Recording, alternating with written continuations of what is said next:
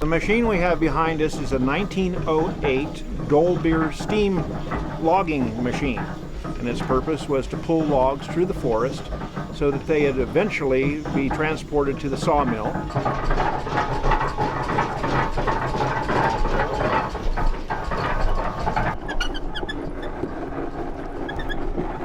So this steam engine operates essentially by a wood fire boiling a steep kettle full of water, creating steam.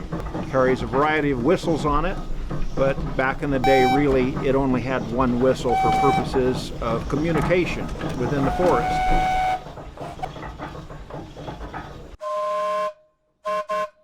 If there was a need for communication over the side of a hill, they would have what's called a whistle punk, a small boy that had a wire that was attached to the whistle, and he would watch the logging operation below and then pull the whistle at the right time so that the steam engineer could engage the machinery and pull the log up from an area where the engineer couldn't exactly see it.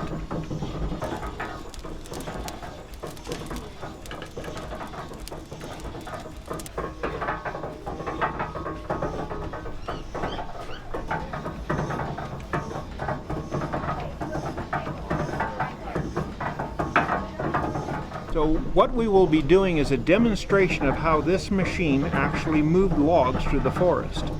Essentially, the loggers would drop the trees and this machine would roll the logs into two-pole chutes, which is basically a road through the woods. They would drag these logs through the woods, eventually dumping them into Shaver Lake.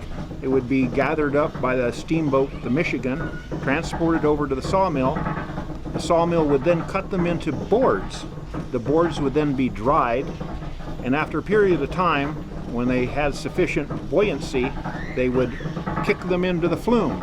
And then the flume was 42 miles long and would reach Clovis 6.5 hours later. So at the turn of the century, this was the latest and greatest technology.